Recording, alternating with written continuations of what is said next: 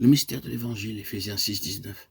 Car je vous ai annoncé tout le conseil de Dieu, sans rien cacher. Acte 20, 27. En lui, nous sommes aussi devenus héritiers, ayant été prédestinés suivant la résolution de celui qui opère toutes choses, d'après le conseil de sa volonté. Éphésiens 1, 11. Nous avons remarqué que le mystère de l'Évangile est lié au conseil caché et profond de Dieu avant la création. Si nous voulons connaître ce qu'étaient ces conseils, cela nous est donné essentiellement dans cette lettre aux Éphésiens. Il y a trois aspects de ce conseil de Dieu, ou de ce mystère de l'Évangile. En les abordant, nous touchons peut-être la question la plus controversée qui ait jamais été discutée dans l'Église et probablement la plus difficile qui puisse être résolue. Et certainement, je ne pense pas que cela puisse être résolu un jour. Cependant, nous devons simplement accepter les déclarations comme un fait. Il y a trois aspects qui couvrent l'ensemble de ce conseil de Dieu ou de ce qui est appelé le mystère de l'Évangile. Le mystère ou le secret de la bonne nouvelle. Un secret, ce n'est pas quelque chose qui se trouve à la surface. Vous devez descendre plus profondément pour trouver un secret. Cela signifie qu'il y a dans la bonne nouvelle de Dieu quelque chose qui a une très profonde signification. Si Dieu a un secret, vous pouvez être sûr qu'il ne s'agit pas d'une affaire de peu d'importance. Non, c'est quelque chose d'immense. Et le premier aspect de ce mystère, de ce secret ou du conseil de Dieu, c'est le mystère des conseils éternels. Quels sont ces conseils?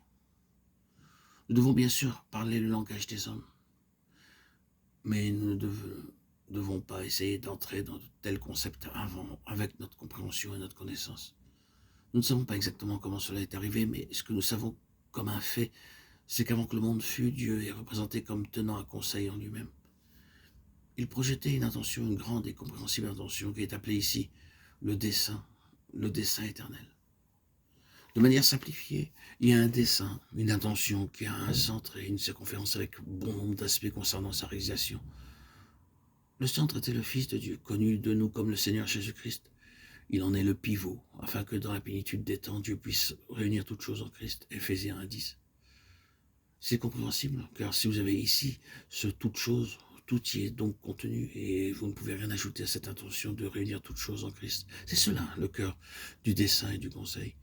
Mais ensuite, il y a cette merveilleuse déclaration. En lui, nous sommes aussi devenus héritiers, ayant été prédestinés.